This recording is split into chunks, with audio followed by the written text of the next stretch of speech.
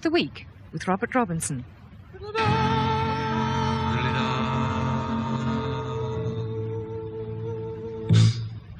Hello, our conversation this evening comes from Anne Leslie, the journalist, Milton Shulman, drama critic of The Standard, Nicholas Tucker, lecturer in psychology at Sussex University, and Hilary Rubinstein, literary agent and editor of The Good Hotel Guide. We have music from Sue Casson.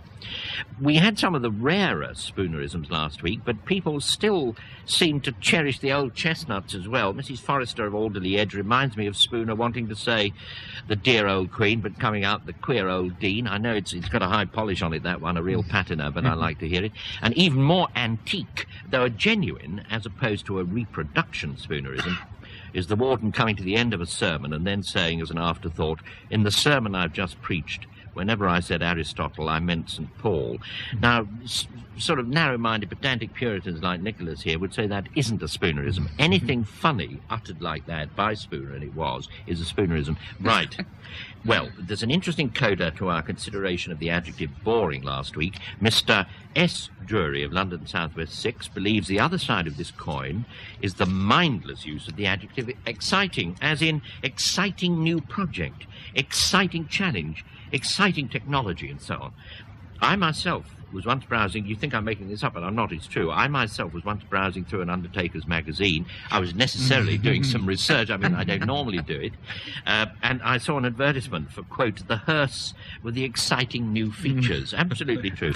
But Mr. Drury says, I suggest no one over the age of 10 is allowed to utter or write the words exciting or excited unless they have just won the football pools. Now, I'm inclined to agree. I don't know about the rest Yes, of you. but it's interestingly enough, the reason one is irritated by the use of the word exciting, as in the exciting new features on the hearse, is, of course, that the word is actually used not by children under the age of 10, which is where the only legitimate time you can use it, according to our correspondent, but it is always used by ad people. And the whole point about advertising is that advertising is predicated on the idea that products, whether it's hearses or whatever else, can bridge the gap between what you are and what they think you want to be.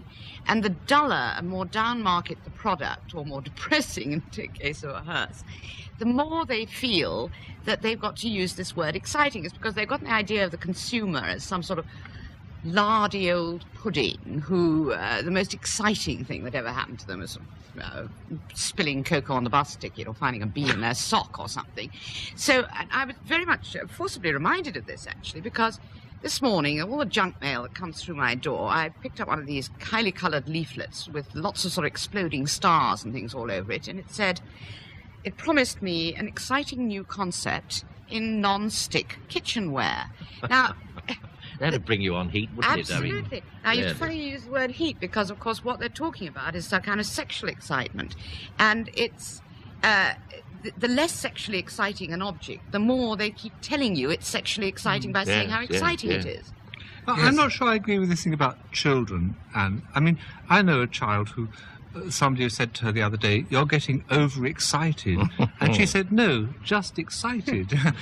Didn't respond. She had a very good idea of what excitement is. And I agree with the correspondent. I think it's something that belongs to being young. The first thing I ever found exciting was a bridge, which I used to go and watch the the electric railway go under.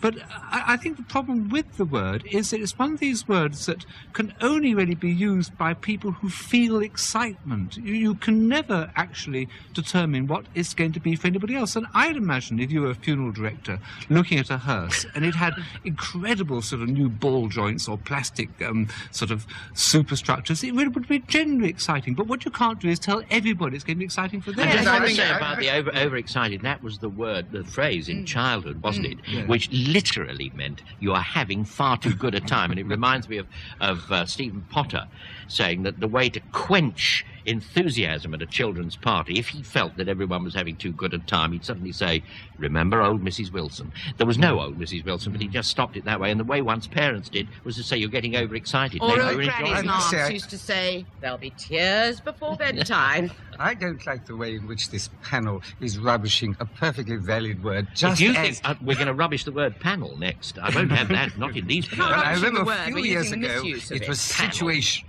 and I used that word on this programme, and you pulled me up short, and I thought that was a perfectly valid use of your soul. And I really felt, why shouldn't one be allowed to use situation in a proper situational context? And by the same token, I would like to say, no doubt, the word exciting is a word that's overdone in the hype of advertising, but it's a word that I value myself, and I don't want suddenly to be deprived of the benefit of When do you using use it? How do you use it? I mean, you've just been trekking in the Himalaya or thereabouts. You didn't have an exciting trek, did you? No, but if I had an exciting trek, nourishing, I'd let you know about it. I mean, when Anne was talking about an exciting new concept, of course, advertisers also use the word new with great exclamation marks. Soon, one won't be able to use the word new. I feel myself that the quality of excitement is something that I care rather personally about. Hilary, we're not really arguing against you. We're using, I mean, the two things here. One is the use of exciting as a sort of ersatz use of it, which is trying to drum up the populace for some totally unexciting artifact. And the other thing is the genuine quality, and I utterly agree with you that if you lose that sense of excitement, you might as well sort of, join the rivets on your coffin yourself straight away. Bob, I must remind you that excitement in the sense of the excitement of sexual expectations, seeing a girl and exciting you, was used by no less a person than your patron saint, Dr. Johnson. I know. When he said, I'll come no more behind your scenes, David, talking to Garrick, for the silk stockings and white bosoms of your actresses excite my amorous propensities. And that is a boundarization. What, in fact, Dr. Johnson said was excite my genital organ, you will find. But, that's all right. It's a scientific use of the word. But it really should be left behind in childhood. I mean, people jumping up and down, as children do when they're expecting their holidays or an ice cream or something, and flapping their hands like a penguin. The late William Clark, a political commentator and a confidant of politicians, I remember many years ago when I used to be a dog's body on the Panorama programme, I was a boy of 12 at the time, and he used to come on and do odd things too, and he stood in the doorway. And he was a man of 30 or 40 then, and he did exactly their marvellously well-cut blue suit and carrying a briefcase, as a matter of fact. And all of a sudden he did what children do. What he wanted to say, and indeed he did say, was he knew who were the new members of the cabinet. And what he did was flap his hands like a penguin, kick his legs sideways and backward and say, I know the cabinet, I know the cabinet. And for just a minute before we caught the inverted commas, everyone was there was a flush of embarrassment. Wouldn't like to see grown-up people doing that. I think there's a real problem here, because good. No, I entirely otherwise we're out of business. I entirely agree with what you say about this chap, and he reminds me of one of the great bores of English literature, that Parson Adams in Joseph Andrews, who's always, you remember, cutting capers when he's excited. And I remember going to a cricket match when I'm afraid I got rather excited, and I literally that's very difficult at a cricket match. Not a one-day match. And I remember jumping to my feet, and then I remembered I was with somebody who supported the other side, who remained very silent, and I felt I'd acted really boorishly and unthoughtfully. But on the other hand, I agree with Hilary that the quality of excitement within ourselves is something we really want to keep, and you water it tenderly. It's rather like crying at novels, and we're always rather frightened it's going to evaporate altogether because we've seen it all. So my solution is to keep the excitement, but for God's sake, keep quiet about it. Don't spoil it. I think you can go too far in this sort of kind of 18th century dislike. You're not particularly 18th century, but I've never seen you jump up and down and flap your hands and say, oh, we're going on holiday tomorrow. No, but you see, you don't see me in the privacy of my own home. I actually do this sort of thing. You're entitled to do that. I agree. But what I feel is that if this kind of obsession with being very laid back and offhand about things, when you really do actually feel a certain amount of excitement, is quite dangerous. It's rather like those sort of, those self-improvement books which say, do you want to be happy? Well, practice smiling in the mirror. Now, you can mock that. But in a sense, if you get into the habit of smiling to a certain extent, the smile does slightly enter into your soul. I'm very glad to hear you say that. And behind the way in which we've been talking, there's been an uneasy feeling that perhaps excitement should be kept for children, and it's smart to be cool. And that, I feel, is it's a trend of the 1986s or the 80s. And that 1680, was that? The 1986s or the 1980s is what I see, mean. yes. But that actually, it's quite a dangerous tendency, and I would hate to see that. It is a very dangerous tendency. I just have to no. tell him, both of them, this. Don't do it. Neither of you. I'll tell you why. Because children, when they're excited about something that's in prospect, do not know how easily it can be snatched away. Grown-ups like ourselves know that the universe is inimical, and if we start to get enthusiastic, excited about having won the pools, be sure that when we do, we'll find that pool's coupon unposted under the kitchen table. Well, you can't legislate ethically, morally, or physically about this kind of thing. When West Tip won the National, I was sitting in front of that because I had a few pounds on the thing. I leaped up and said, hurrah! My wife was there. She watched me with excitement. You actually said hurrah. Well, I won. That's what I call unbridled excitement. I won over 100 quid on the hurrah. thing. So I was very excited about West Tip winning. Now, when you, as a theatre critic, one is always interested in what the word exciting means when you're writing about an exciting actor. It means you didn't fall asleep. No. It It means unpredictability. When you have an exciting actor, somebody you describe as exciting, you don't know. You have a feeling of mystery about how he's going to react to anything. Olivier is always exciting because when he comes on, whether he's Henry V or whether he's Mr. Puff or whatever he happens to be, you know that a new thing can happen any moment. And this is exciting. A man like Gielgud, who's not, to me, an exciting actor, because he's too controlled. You basically know that when he starts, he's going to end on that particular note, even if he's Clarence or something like that, being thrown to the Momsey butt.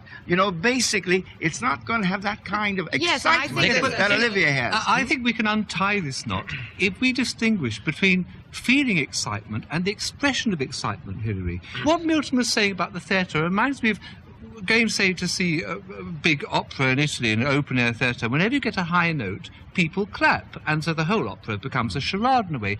Now, I rather like the English excitement of opera, where you keep absolutely silent. You don't show anything. When the curtain goes down, people fall out of their seats applauding. Can't we have it both ways, in fact? Well, it's rather like disturbing. It's interesting. Milton should have brought up the theatre, and you got on with it. People use, critics use very disturbing play.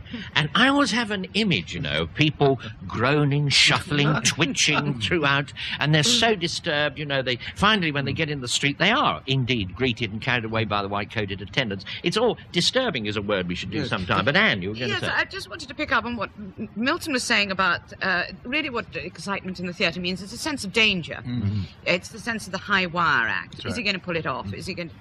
I think, in a way, that doesn't really contradict what you were saying, Bob, about why you shouldn't get excited is because, unlike children, we know that, on the whole, fate is going to give you a boot in the face if you get too happy about a thing. But I think the whole element of excitement is the knowledge that you might get the boot in the face. But just for that moment, you're going to steal that moment of joy when you pull the thing off. Now, I find myself constantly being asked, isn't it exciting being a journalist? And I'd go into this dreary, flat, sort of ersatz 18th century thing of saying, well, there's a lot of sitting around at airports and all the rest of it. The fact is, it is exciting. I mean, it is thrilling to be able to be sitting on the Zambezi, looking at a lot of hippos like old suitcases, trudging across the bottom of the river and thinking, I'm being paid for this. This is exciting. But people like me and Bob feel it's not grown up. As a grown-up or as a, sort of middle-aged party, I think excitement is replaced by satisfaction. I mean, when you've completed something for the moment. It sounds like an old What a good image. I was going to say it was like balm soaking into the old bones. Just for a minute, because all the other things you haven't completed then start to impinge. Doesn't last very long, neither does excitement. It's the grown-up version, but we're going to get a very exciting song now. It's called Nursery Crusade, and it's sung by Sue Casson.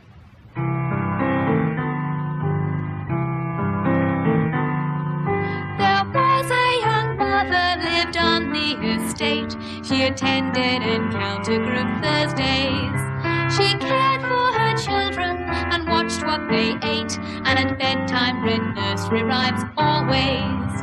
It seemed these traditional innocent lines were barbed with equivocal dread.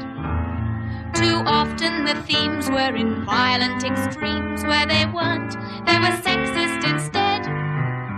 One night she resolved on a personal campaign, show the modern world how they were blinded. Just by changing the rhymes, kids could sleep without pain, and they'd grow up much more open-minded. Goosey, goosey gander, whither shall I wander? Upstairs, downstairs, and in the parlour yonder. There I met a person behaving like a boor, so I took them by the left arm and showed them the door. Peter puts the kettle on, Peter makes a batch of scones. Peter wonders where she's gone, it's time for tea. Suki mends the motor car, meets her mates in local bar. Peter says she's gone too far and goes away. She's set to her task with a sense of crusade and transformed several lines with swift timing. She sanitized sentiments, swapped kings and dames, but couldn't ensure of their rhyming. The problems arose with the tragic Aunt Rose. Poor puss in the well made her weep. Her attempts to appease poor Cock Robin's demise resulted in great lack of flea. Her selection complete with Baba woolly sheep, she contented her modernist passion. Will the futurist care, despite lyrical flair, that the tunes are still very old-fashioned? Ah, there we had Sue Casson. She was singing Nursery Crusade, which prompts me to say, diddle diddle dumpling, my old Nick. You've been reading a book that made you feel rather sick. Is that right? I was wondering what the last line was going to be. Well, it didn't scan, I tell you that. Well, after that, and after that song, I suppose the natural question is, are you sitting comfortably? And if so, you soon won't be. That is, if you think you know anything about nursery rhymes. For as it is, there are only two things about them that everyone believes, and both are wrong. One is that Ring-a-Ring-a-Roses is to do with the Great Plague, and it's not. Secondly, that there are fixed texts for nursery rhymes, any variation of which is a literary crime. But of course, nursery rhyme variations have always existed, emerging as they do from history rather than the pen of any particular writer. Many of those we know today are examples of Victorian rewriting, without which we would still be singing songs about a rogue of a Jew, dirty whores, or a penny loaf to choke the Pope, a good old faggot to burn him. Not to mention the disgraceful carryings-on of the lady who loved a swine, too indelicate to mention on the BBC even now. But this does not mean any sort of mentioned welcome. it. Oh, dear. Well, mentioned in detail. But I'm not in any way welcoming the dismal book we have in front of us, Father Gander's Nursery Rhymes, traditional nursery rhymes updated for the 1980s. Now, changing Mother Goose is something best left to time, not one man, especially when the man concerned is cloth-haired, believing that fellow rhymes with pillow. And while it might be okay to prune the odd, embarrassing word, there's no reason to sanitize the lot, since the great thing is their variousness, the way they describe bad examples as well as good. In fact, you can find everything in nursery rhymes at the minute. Cruelty and love, tough-minded boys and girls as well as goody-goodies. It's all a much rougher, noisier world than anything found in Little Noddy or Mr. Men books, and no wonder infants like it. As for Father Gander, he and his book should be taken by the left leg and thrown downstairs as soon as possible, a fate he could well have anticipated had he attended to nursery rhymes in the first place. Well, in the spirit of Bowdler and Nahum Tate, who you remember made King Lear come out happily, Cordelia marries Edgar, and he also started by bowdlerising his own name. It wasn't Nahum Tate, it was Nahum Teat, but he didn't think that was too polite. But the serious accusation, isn't it, against this chap, is that he's taken hold of something like a lightning conductor, and he's turned it right back and pushed it through the window so that it comes straight into the house, so that the nameless dregs of childhood, of children, have been put into this sort of lightning conductor, the nursery rhyme, because the nursery rhyme contains, in a gnomic sort of way, all those dreads and fears, so it's an ambivalent thing. And now what he's done is he's tried, it won't succeed, he's tried to dam up the escape route, and he does him no favour at all. Yes, and the interesting thing is you use the word lightning conductor. I mean, I think of nursery rhymes more as kind of vaccination, in the sense that Father Gander, who goes on about, do we want to present to our children an image of a cruel, unfair, beastly world where people do frightful things to women and disabled mice and things like that. I happen to have a 7-year-old, so she's a rather good laboratory subject for this, and her great passion is for Dracula at the moment. And Dracula is, when you look at it, an extremely unpleasant and highly erotic tale. Now, her 7th birthday party, she wanted a Dracula cake. And I was sitting up at 2 o'clock in the morning making skulls and cochineal blood and mortuary furniture and all the rest of it, and thinking, is this unhealthy? I thought to myself, and I thought, no. She is vaccinating herself in a safe context against these dark undercurrents which exist in her own, probably in her own psyche and in the outside world. Absolutely. And when I watched the 12 7-year-olds the next day eating the cake and demanding a bit more of Van Helsing's kneecap and everything with great joy, I realized that, in fact, it wasn't unhealthy. It was healthy. And I think Father Gander is deeply unhealthy. I think that it's a dangerous thing he's doing. He's trying to pretend there's a world, a perfect world, which doesn't exist. And I compared, I got some 7-year-olds together, as I say, my little market research team in NW5, and I read them, Jack and Jill, the version given by Father Gander, the second verse of which is very positive. Jack and Jill went up the track and to fetch the pail again. They climbed with care, got safely there, and finished the job they began. I said, what do you think of that? A lot of snickers. I said, what's your version? Well, of course, for a while they wouldn't tell me, and then it came out. Jack and Jill went up the hill to fetch a pail of water. I don't know what they did up there, but now they've got a daughter. So if you Bowdlerize these things, the playground will make damn sure it's de-Bowdlerized. I don't know whether other people felt as I woke up to feeling that I know perfectly well that Little Bo Peep is a Freudian interpretation, that there's perhaps no popery behind some of these.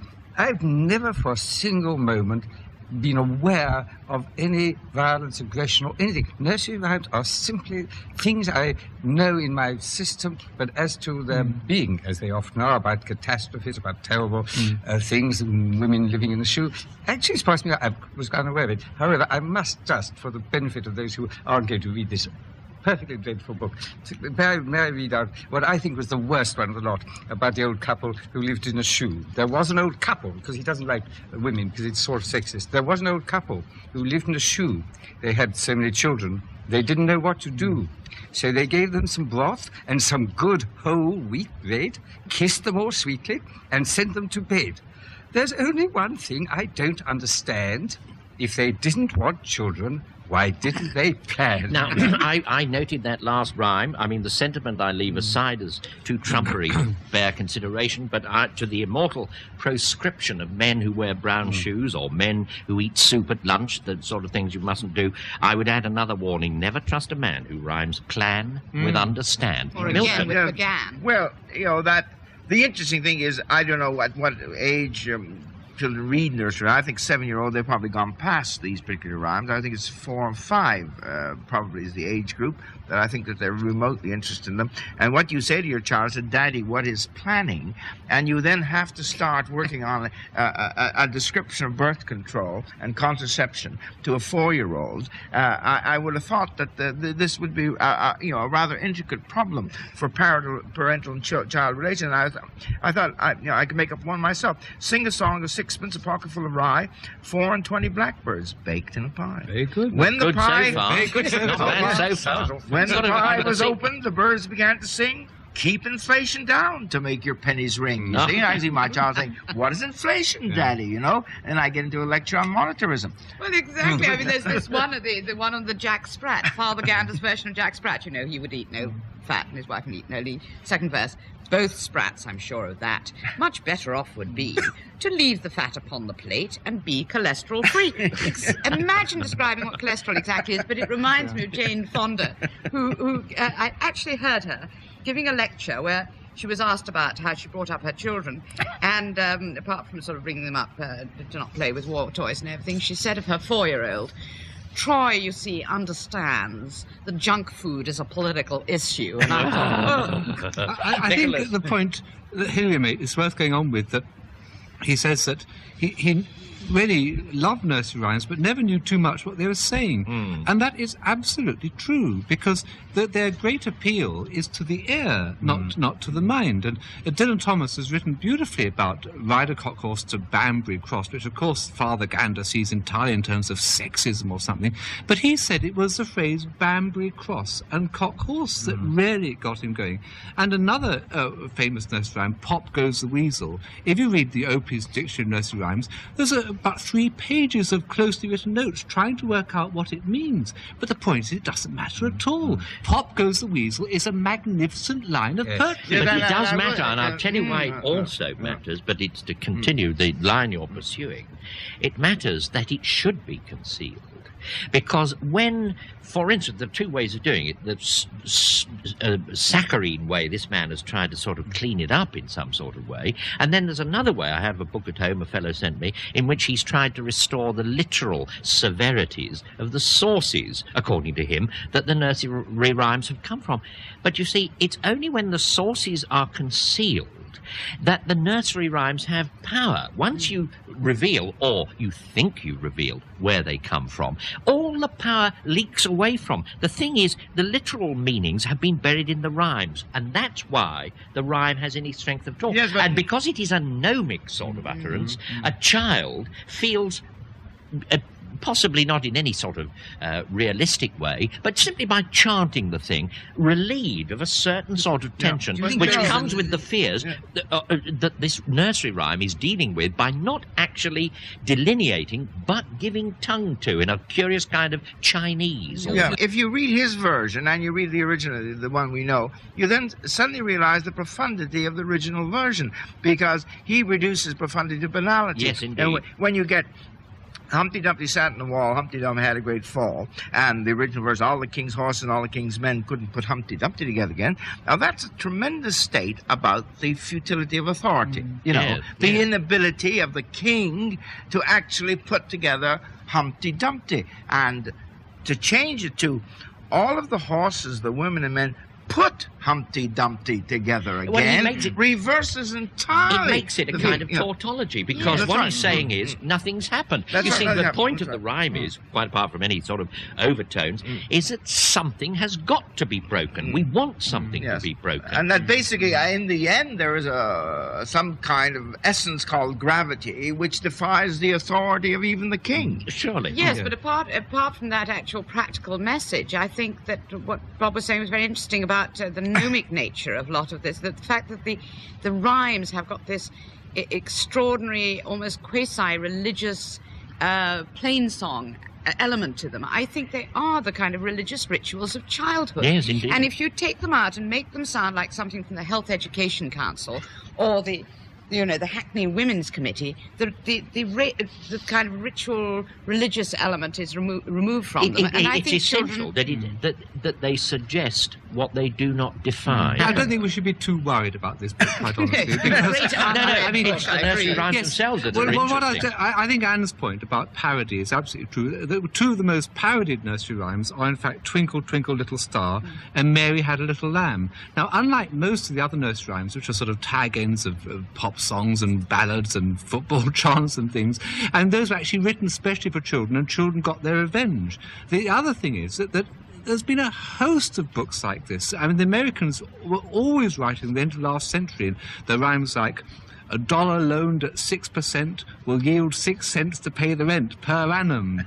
And every triangle you view has in it right angles too, quod erat demonstrandum. Now, it's only sort of dry as dust scholars who remember these things now. This book will, I'm glad to say, sink without trace for all the excellent reasons you've read. Well, I mean, we've been choosing little bits of banality out of it. The one that really struck me, I mean, it is generally banal in pricking the sort of secrecy, the hidden nature of the nursery rhyme. I mean, all the power leaks away, and he reduces simplicity, which is what is inherent in the rhyme, to as Milton says, a sort of banality. Well, and you also get the occasional element of the ridiculous, this one, as in turning Wee Willie Winkie in the second verse into Wee Wendy Winkie. Now, this is not only confusing in the political sense, because there was once a American presidential candidate with a name not unlike Wendy Winkie anyway. And it also bafflingly seems to imply that Willie Winkie had some sort of operation before the verse was over. But I mean, that is really truly ridiculous. And I wondered to myself, actually reading it, I thought whether the man isn't pulling a gigantic leg pull. Yes, I began to wonder about that, I must admit. But funnily enough, I mean, in a way, I thought, well, OK, we can all sneer at him and laugh at him and say it's a load of old sort of sandals, grow your own organic aubergine rubbish. But I then thought, well, why is it that I'm actually really rather pleased that the new version which obtains the correct version that obtains in the playground now in NW5 of Catch a Nigger by His Toe is Catch a Fish by His Toe. And I'm pleased about that because I actually don't like the idea that they're going around saying nigger by his toe. Why is it I'm not is it simply that my feeling about racism is powerful enough to overcome my objection to the changing It's an isolated instance. No, and I thought the difference is that simply that nigger is very offensive to the small black children who are playing in that playground, whereas I don't think the fact that Jack Sprat's wife is eating all the fat is offensive to anybody, but that is really social engineering. And I think that there isn't any conflict there, though I was worried about it at first. I thought, is it simply that my feelings... I think it's an isolated... Yeah, but on the whole, most of the book, most of the changes are made, as you say, to conservation, organic purity, pacifism, everyone is genteel and not cruel. And then he has Rubber the Dub, three friends in a tub. Yes. And who do you think they be? The butcher, the baker, the candlestick maker. They've all gone off on a spree. Now you think to yourself, there's a drunken binge that these three people have gone off on. Well, let us say, I'm going to quote you. I think, all decent, simple, straightforward nursery rhymes. I have to admit that this is an adult view. It's hindsight. I don't believe I even noticed nursery rhymes when I was of nursery rhyme age, but I must have sort of I've sampled them through my children through the years. Sadness, loss, romance, all that sort of thing. Now, my favourite, I think, is this. There was an old woman tossed up in a blanket 19 times as high as the moon. Where she was going, I couldn't but ask it, for in her hand she carried a broom. Old woman, old woman, old woman, quoth I, oh whither, oh whither, oh whither so high? To brush the cobwebs off the sky. Shall I go with thee? Aye, by and by.